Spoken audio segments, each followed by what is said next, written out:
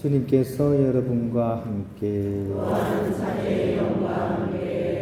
루카가 전한 거룩한 복음입니다.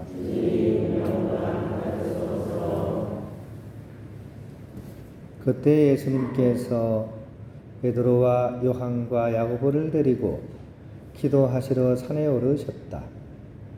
예수님께서 기도하시는데 그 얼굴 모습이 달라지고 의복은 하얗게 번쩍였다. 그리고 두 사람이 예수님과 이야기를 나누고 있었다. 그들은 모세와 엘리야였다. 영광에 쌓여 나타난 그들은 예수님께서 예루살렘에서 이루실 일, 곧 세상을 떠나실 일을 말하고 있었다. 베드로와 그 동료들은 잠에 빠졌다가 깨어나 예수님의 영광을 보고 그분과 함께 서 있는 두 사람도 보았다.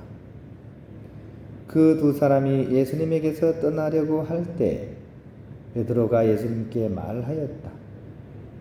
스승님, 저희가 여기에서 지내면 좋겠습니다. 저희가 초막 셋을 지어 하나는 스승님께, 하나는 모세께, 또 하나는 엘리야께 드리겠습니다. 베드로는 자기가 무슨 말을 하는지도 몰랐다. 베드로가 이렇게 말하는데 구름이 일더니 그들을 덮었다. 그들이 구름 속으로 들어가자 제자들은 그만 겁이 났다. 이어 구름 속에서 이는 내가 선택한 아들이니 너희는 그의 말을 들으라 하는 소리가 났다. 이러한 소리가 울린 뒤에는 예수님만 보였다. 제자들은 침묵을 지켜 자기들이 본 것을 그때에는 아무에게도 알리지 않았다. 주님의 말씀입니다. 그리스도님 참여합니다. 평화를 빕니다. 오늘이 사순 2주일입니다. 우리가 제를 머리에 받고 또 올해 사순절을 시작한 지도 딱 열흘 정도가 이렇게 지났습니다. 이 시기 동안 우리 자신과 우리의 삶을 이렇게 잘 성찰함으로써 하느님께로 온전히 돌아갈 수 있는 그런 회개를 이룰 수 있기를 희망합니다. 그런데 오늘 우리는 복음을 통해서 사순절 또 회개와는 어울리지 않는 듯한 그런 내용의 말씀을 전해 듣습니다. 즉 주님의 영광스러운 변모에 관한 그런 내용입니다.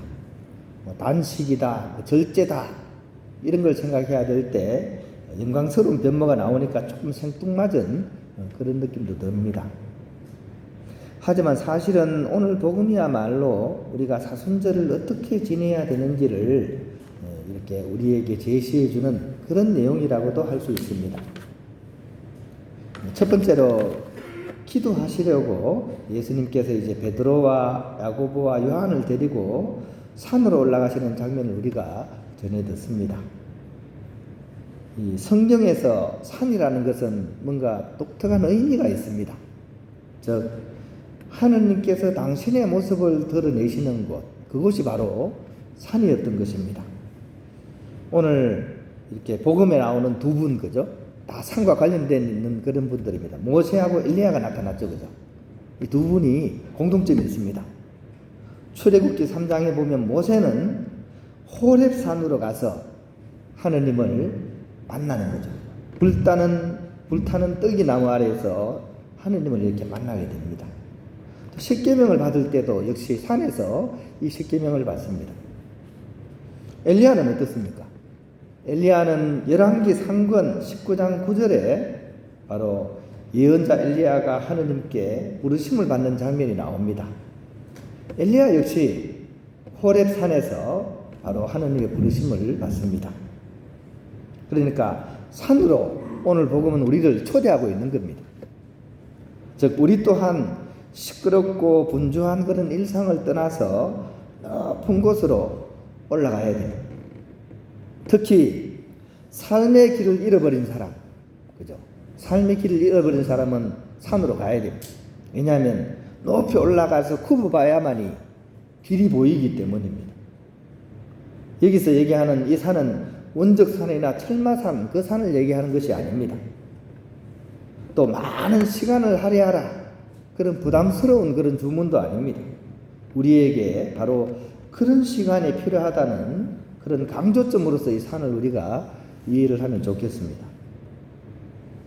두 번째 장면은 이제 예수님의 변모 사건입니다. 그 어떤 마전장이도 흉내 못 낼 신비로운 흰색이, 빛나는 흰색이 이렇게 탁 드러났다고 오늘 복음은 우리에게 얘기합니다. 그런데 가만히 생각해 보면 왜 이때 예수님이 빛났는지 한번 우리가 생각해 볼 필요가 있습니다. 왜 이때 예수님이 이렇게 빛났을까요?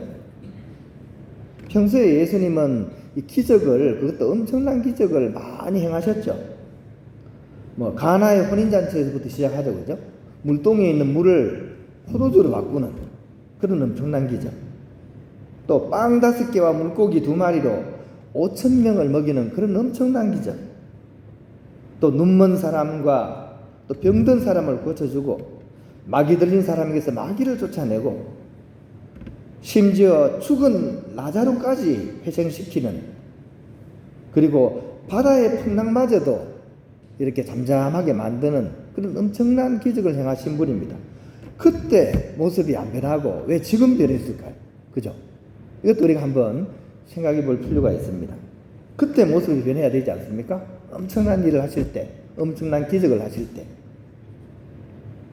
그러나 오늘은 예수님께서 기도하시는 중에 하느님 아드님으로서의 당신 모습을 나타내 보이시는 장면이 오늘 복음에 들어가 있습니다. 이 말은 뭐냐 하면 침묵 가운데서 조용히 기도하시는 그런 예수님의 모습이 어쩌면 가장 구세주다운 모습이라는 사실을 우리에게 알려주고 있는 것입니다. 그러므로 기도는 인간이 자신의 모습을 되찾는 시간입니다. 그리고 하느님을 닮을 수 있는 가장 귀한 시간입니다.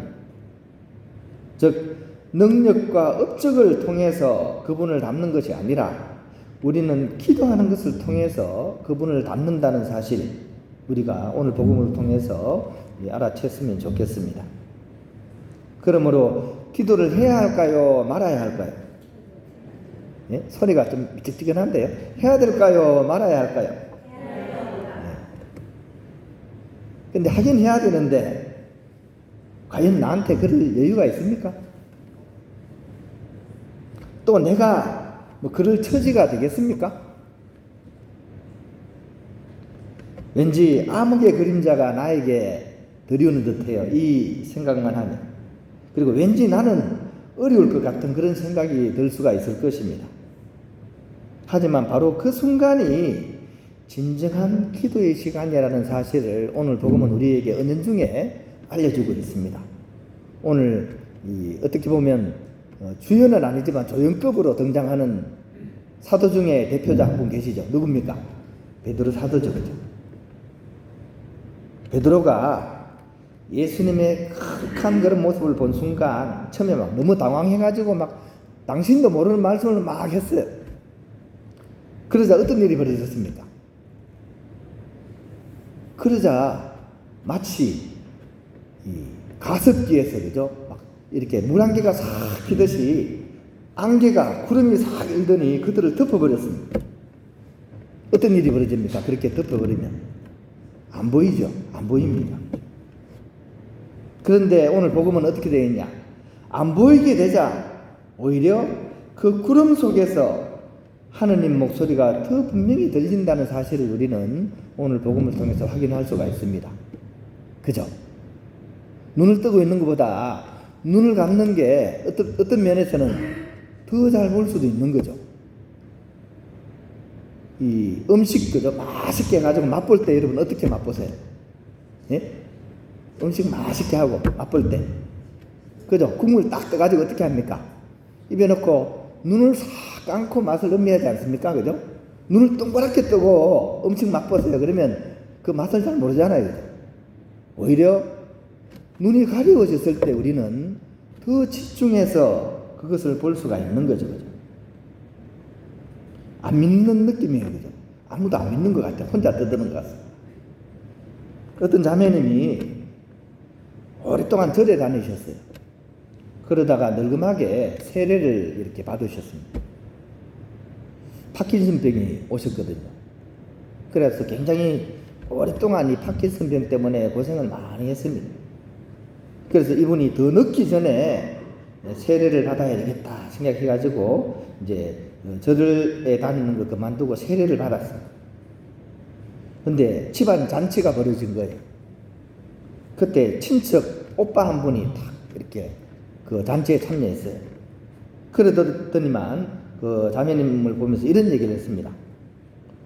너는 잘 다니는 절도 그만두고 성당에 다니는데 근데 아직도 낫지 못하고 그래 계속 아프냐? 이런 얘기를 했습니다. 여러분 같으면 그런 얘기 들으면 어떨까요? 이 자매님은 좀 어눌하지만 정말 담담하게 이런 얘기를 하셨다 그럽니다. 오라버니 하느님을 믿지 않았다면 저는 벌써 죽었을 겁니다. 이렇게 얘기를 했습니다. 그러니까 여기서 두 가지가 맞물리죠. 그죠? 하느님을 믿었는데도 아직 아프다 하는 그런 생각과 하느님 덕분에 아직 살아있다 하는 이 두 가지가 겹치고 있습니다. 똑같은 상황을 두고 여러분은 어느 것이 더 맞는 것 같습니까? 예? 어느 것이 더 맞는 것 같습니까? 근데 후자 하느님 덕분에 아직 살아있다 하는 것이 바로 베드로의 체험입니다. 구름에 덮인 베드로는 볼 수 없었지만 그 때문에 오히려 하느님 목소리 분명히 들을 수 있었던 것입니다. 바로 이겁니다. 기도의 힘은 내가 처한 상황에서 하느님의 뜻을 발견하고 행하는 데서 바로 그 기도의 힘이 드러납니다. 이 상황에서 믿음의 이의를 통해서 그것을 바라보게 되고 그것을 통해서 내 삶의 선택을 내가 할 수 있게 되는 것입니다. 사순시기는 절제를 하고 또 극기를 해야 하고 그래서 배고프고 지칠 수 있는 그런 시기입니다. 그러나 그것 때문에 더 가볍고 단순하게 하느님만 바라보며 기도할 수 있는 그런 시기이기도 합니다. 이것이 바로 믿음 있는 사람 또 믿음 없는 사람의 그런 차이라고 하겠습니다. 자주 하는 은혜로운 사순시기, 은혜로운 이 사순시기를 살아가려면 바로 이런 믿음을 가지고서 복잡하고 분주한 그런 생활 속에서 잊어버렸던 나를 찾는 노력 우리에게 필요한 것 같습니다. 우리 또한 오늘 복음을 통해서 바로 사도들처럼 주님의 산으로 올라갈 수 있었으면 좋겠습니다. 이 사순 2주 다들 바쁘시겠지만 오늘 복음의 현장을 우리 삶 속에서 한번 실현해 보는 그런 은총의 사순 2주가 되었으면 좋겠습니다.